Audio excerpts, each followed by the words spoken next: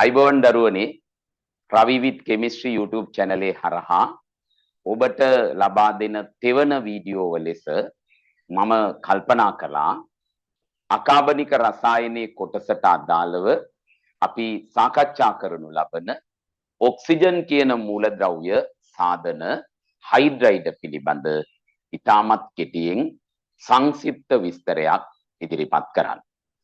එවනම් දරුවනේ අපි ඔක්සිජන් සාධන හයිඩ්‍රයිඩ් කියන මාතෘකාවට ගියොතින් ඔක්සිජන් වලට පුළුවන් හයිඩ්‍රයිඩයන් දෙකක් හදන්න. ඉන්න එක හයිඩ්‍රයිඩයක් තමයි ජලය H2O. එතනදී ඔක්සිජන් වල ඔක්සිකරණ අංකය ඍණ 2යි. ඒ වගේම අනෙක් හයිඩ්‍රයිඩේ තමයි H2O2. එතනදී ඔක්සිජන් වල ඔක්සිකරණ අංකය ඍණ 1යි. එහෙමනම් ඔක්සිජන් වලට පුළුවන් ඍණ 1 ඔක්සිකරණ අවස්ථාවට අදාළ හයිඩ්‍රයිඩේකුත් ඒ වගේම පුතේ ඍණ 2 ඔක්සිකරණ අවස්ථාවට අදාළ තවත් හයිඩ්‍රයිඩේකුත් හදන්න පුළුවන්කම තියෙනවා. අපි මුලින්ම පළමු අවස්ථාව ජලය කියන එක ගැන කතා කරොතින් පුතේ ජලය කියලා කියන්නේ ත්‍රි පරමාණුක කෝණික අණුවක්. ඒ වගේම ඔක්සිජන් පරමාණුවේ මුහුම්කරණය sp3 ආකාරය එකක් වෙනවා. මෙයාගේ මුහුම්කරණය sp3. ඒ වගේම මෙතන බන්ධන කෝණය අංශක 104.5ක් විතර වෙනවා. අපි ආසන්න වශයෙන් 105යි කියලත් සමහර අවස්ථාවලදී කියනවා. ඒ කොහොම නමුත් ජලය කියන්නේ ද්‍රවීය අණුවක්. මේ ද්‍රවීයතාවේ පදනම් කරගෙන ජල අණු අතර ප්‍රබල H බන්ධන හදනවා. ඒ ප්‍රතිඵලයක් ලෙස ජලයේ ද්‍රවාංකය සහ තාපාංකය මොනවා වෙලා තියෙනවද? ඉහළ අගයක් අරන් තියෙනවා. ජලයේ ද්‍රවාංකය 0යි තාපාංකය පුතේ කීයක් වෙනවද?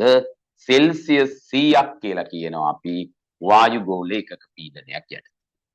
මෙන්න මේ නිසා කාමර උෂ්ණත්වය සෙල්සියස් 25 කියලා ගත්තොත් කාමර උෂ්ණත්වයේ ජලයේ පවතින්නේ ද්‍රවයක් විදියට. ඒ වගේම මේක නිර්වර්ණ ද්‍රවයක්. ඒ වගේම නිර්ගන්ධ ද්‍රවයක්. වර්ණයක් නැහැ, ගන්ධයක් නැහැ.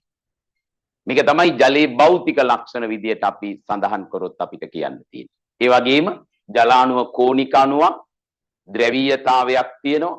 ද්‍රවීය සහ සංයුජ බන්ධන වලින් තමයි ප්‍රාථමික බන්ධන නැත්නම් අන්තක් අණුක බන්ධන සමන්විත වෙන්නේ.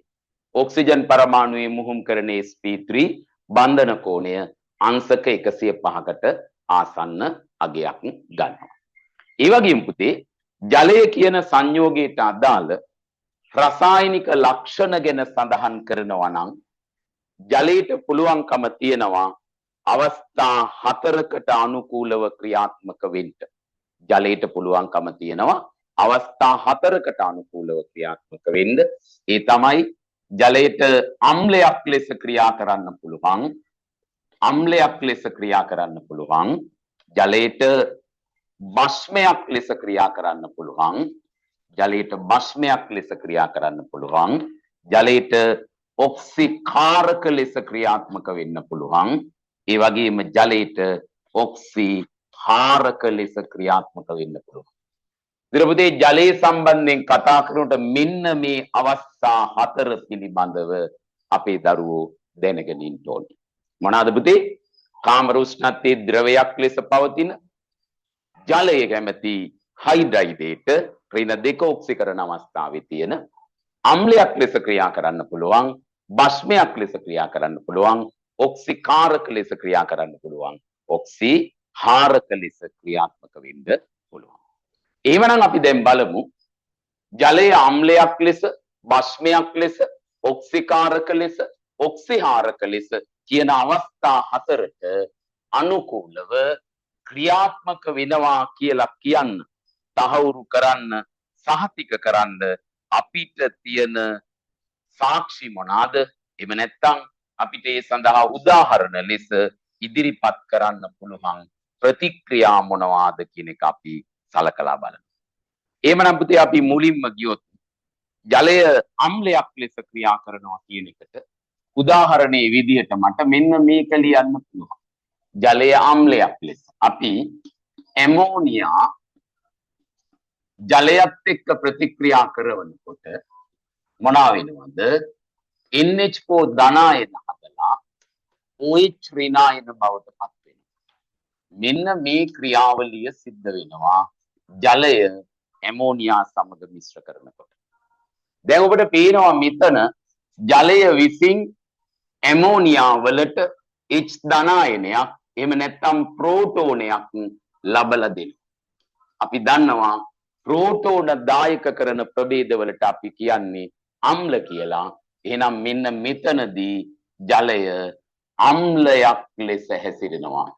මොකක් හරිද පුතේ? අම්ලයක් ලෙස. මෙන්න අම්ලයක් ලෙස ක්‍රියා කිරීමට උදාහරණයේ විදියට අපිට මේක ඉදිරිපත් කරන්න පුළුවන්. හරි. ඊළඟට අපි ඊළඟ අවස්ථාවට ගියොත් මෙන්න ඊළඟ එක. ජලය බස්මයක් ලෙස. ජලයේ බස්මයක් ලෙස. ජලයේ බස්මයක් ලෙස ක්‍රියාත්මක වන අවස්ථාවට උදාහරණයක් විදියට අපිට මෙන්න මේ ප්‍රතික්‍රියාව ඉදිරිපත් කරන්න පුළුවන්. මොකක්ද? HCl අපි ජලයට දැම්මම මොකද වෙන්නේ? එයා H3O ධනායන හදනවා, Cl ඍණායන මාධ්‍යයට දෙනවා. ඔන්න බලන්න. H3O ධනායන හදනවා, Cl ඍණායන මාධ්‍යයට දෙනවා.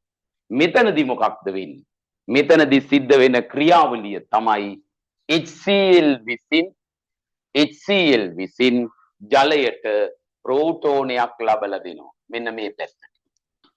ජලයට ප්‍රෝටෝනයක් ලබලා දෙනවා. ඒ කියන්නේ ජලයේ ප්‍රෝටෝනයක් ගන්නවා. එහෙනම් ජලය මෙතන ක්‍රියාත්මක වෙන්නේ කවුරු හැටියටද? බස්මයක් හැටියට. ජලයේ පළවෙනි ප්‍රතික්‍රියාවේ ක්‍රියාත්මක වුණේ අම්ලයක් හැටියට. ප්‍රෝටෝන දායක කරා අම්ලයක්. මෙතන ප්‍රෝටෝන ප්‍රතිග්‍රහණය කරා. ඒ නිසා ජලය බස්මයක් කියලා අපිට කියන්න පුළුවන්. හරි පුතේ. ඊළඟ අවස්ථාවට එමු. ජලය ඔක්සිකාරක ලෙස.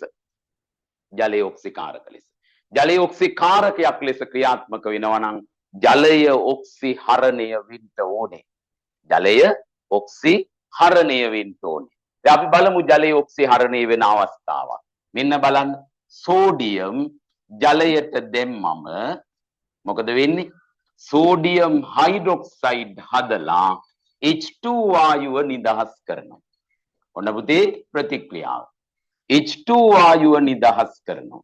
H2 වායුව නිදහස් කරනවා ජලයට දැම්මහම. බලමු කොහොමද මේක වෙන්නේ කියලා. මෙතෙන්ට 2යි, මෙතෙන්ට 2යි, මෙතෙන්ට 2යි දාමු තුලිතයි නේද? හරි. බලන්න මේක කොහොමද වෙන්නේ? මෙන්න මෙතන ජලයේ ඉන්න හයිඩ්‍රජන් ඉන්නේ ධන 1 ඔක්සිකරණ අවස්ථාවේ. මෙතන හයිඩ්‍රජන් ඉන්නේ බිඳුවේ ධන 1 බිඳුව වෙනවා කියන්නේ ඔක්සිහරණය වෙනවා. ඔන්න ඔක්සිහරණය. ධන 1 බිඳුව වෙනවා කියන්නේ පුතේ ඔක්සිහරණය වෙනවා. ඔක්සිහරණය වෙනවා නම් ජලය ක්‍රියාත්මක වෙන්නේ කවුරු හැටියටද? ඔක්සිකාරකයක් ලෙස. ඉන්න බලන්න. ඔක්සිහරණය වෙනවා. ඔක්සිහරණය වෙනවා. ඔක්සිහරණය වෙනවා නම් ජලයේ ක්‍රියාත්මක වෙලා තියෙන්නේ කවුරු හැටියටද? ඔක්සිකාරකයක් ලෙස. අපි යනවා අවසානයකට. මෙන්න බලන්න අවසානයක. අවසානික තමයි ජලයේ ඔක්සිහාරකයක් ලෙස. පුතේ ජලයේ ඔක්සිහාරක වීමට අපිට ගන්න පුළුවන් ක්ලෝරින් වගේ වායුව, ක්ලෝරින් වායුව H2O සමග මිශ්‍ර කරනකොට HF හදනවා. HF හදනවා. ඊට අමතරව ඔක්සිජන් හදනවා. ඔන්න ප්‍රතික්‍රියාව. පැහැදිලිද? මොනවාද කිව්වේ? ක්ලෝරින් අපි ප්‍රතික්‍රියා කරනවා කාත් එක්කද? ක්ලෝරින් ප්‍රතික්‍රියා කරනවා පුතේ ජලයත් එක්ක. එතකොට HF හදනවා. හයිඩ්‍රජන් ෆ්ලෝරයිඩ් හදනවා. ඔක්සිජන් හදනවා. ඔන්න ප්‍රතික්‍රියාව. අපිට මේක තුලිත කරන්න පුළුවන් ඕනනම් මෙතෙන්ට 2ක් දාම්, මෙතෙන්ට 4ක් දාම්, මෙතෙන්ට 2ක් දාම් තුලිතයි. මෙන්න මේ ප්‍රතික්‍රියාවේදී ඔක්සිජන් ඉන්නේ ඍණ 2 ඔක්සිකරණ අවස්ථාවේ. මෙතන ඔක්සිජන් ඉන්නේ බිඳුව ඔක්සිකරණ අවස්ථාවේ. අනපුතේ ඍණ 2 ඉන්න කෙනා බිඳුවට යනවා. එහෙමනම් ජලය ක්‍රියාත්මක වෙන්නේ උතනදී ඔක්සිකරණය වෙනවා. එහෙනම් ජලය ක්‍රියාත්මක වෙන්නේ කවුරු හැටියටද? ඔක්සිහාරකයක් ලෙස. හරි. ඔන්න පුතේ මම ඔක්සිජන් සාධන 1 හයිඩ්‍රයිඩයක් විච්ච මොනවාද? ජලය කියන අවස්ථාව. එයාගේ රසායනීයට අදාළ අවස්ථා 4 විස්තර කරනු ලැබුවා. මොනවාද? ජලයට පුළුවන් අම්ලයක් ලෙස ක්‍රියා කරන්න. උදාහරණය තමයි ඇමෝනියා ජලය සමග මිශ්‍ර කරනකොට ජලය ඇමෝනියා වලට ප්‍රෝටෝනයක් දෙනවා. ප්‍රෝටෝනයක් දෙනවා. අපි දරුවෝ අහලා ඇති ලවුරි බ්‍රොන්ස්ටඩ් වාදය කියලා එකක් තියෙනවා අම්ල භස්ම හඳුන්වලා දෙන. අපි සමතුලිතතාවයේ කොටසේ අයනික සමතුලිතතාවයේදී සමජාතීය අයනික සමතුලිතතාවයේ යටතේ උගන්වනවා. ඇදිලේ මොනවාද? අම්ල භස්ම පිළිබඳ වාද. ඉදිරියට උගන්වනවා ආහීනියස් මතය, ලවුරි බ්‍රොන්ස්ටඩ් මතය, ලුවිස් මතය. මෙන්න මේ වගේ මතවාද 3ක් ගැන අපි කියලා දීලා ඒ ඇසුරෙන් අපි අම්ල භස්ම විස්තර කරනවා. අනපුතේ එතනදී ඔබට ඉගෙන ගන්න ලැබෙනවා ප්‍රෝටෝන දායක කරන අයට කියන්නේ ලවුරි බ්‍රොන්ස්ටඩ් වාදයට අනුව අම්ල කියලා. එහෙනම් බලන්න මෙතන H ධනායනයක් ජලය ඇමෝනියා අණුවට දීලා තමයි NH4 ධන හදන්නේ. එහෙනම් H ධන හෙවත් ප්‍රෝටෝන දෙන්නේ ජලය. එහෙමනම් ප්‍රෝටෝන දායකයා ජලය නිසා ජලය ක්‍රියාත්මක වෙන්නේ අම්ලයක් ලෙස. ඊළඟ එක බලමු. HCl අපි මිශ්‍ර කරනවා ජලයත් එක්ක. ජලයට HCl දාපු ගමන් HCl වලින් ප්‍රෝටෝනයක් දෙනවා ජලයට. එහෙනම් එතනදි කරන්නේ ජලය ප්‍රෝටෝනයක් ගන්නවා. ප්‍රෝටෝන ගන්න අයට පුතේ අපි කියන්නේ මොනවා කියලාද? භස්ම කියලා තමයි කියන්නේ. මොකට අනුවද? බ්‍රොන්ස්ටඩ් ලවුරි වාදයට නැත්නම් ලවුරි බ්‍රොන්ස්ටඩ් වාදයට. ප්‍රෝටෝන ගන්නවා. එහෙනම් මෙතනදී ජලය ප්‍රෝටෝනයක් ගන්නවා. ඒ නිසා ජලයේ භස්මයක්. මෙතනදී ජලයේ ප්‍රෝටෝනයක් දෙනවා. ඒ නිසා ජලයේ අම්ලයක්. ඔන්න ජලයේ අම්ලයක් ලෙසත් භස්මයක් ලෙසත් ක්‍රියා කරනවා කියලා අපිට මෙතනින් තහවුරු කරන්න පුළුවන්. පුතේ ජලයේ සතු මේ ගතිගුණය ඒ කියන්නේ මොකක්ද? අම්ලයක් ලෙසත් භස්මයක් ලෙසත් ක්‍රියා කරන්න පුළුවන් මේ හැකියාව. එහෙම නැත්නම් අපි කියනවා ප්‍රෝටෝන දායක කරන්නත් ප්‍රෝටෝනය ප්‍රතිග්‍රහණය කරන්නත් පුළුවන් මේ හැකියාව නිසා අපි ජලයට කියනවා ජලය කියන්නේ උභය පෝටික සංයෝගයක් කියලා. තේරුණානේ? ප්‍රෝටෝන දායක කරන්නත් පුළුවන් ප්‍රෝටෝන අල්ල ගන්නත් පුළුවන්. මේ දෙකම පුළුවන්. ඒ නිසා අපි ජලයට කියනවා උභය පෝටික සංයෝගයක් කියලා. ඒ බව මේ පළවෙනි ප්‍රතික්‍රියා දෙකෙන් අපිට තහවුරු කරන්න පුළුවන්. හරි.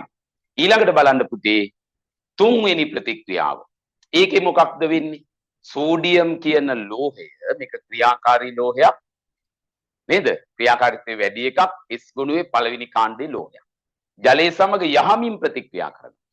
සෝඩියම් ජලයට දැම්මම සෝඩියම් හයිඩ්‍රොක්සයිඩ් අදලා H2 පිට වෙනවා.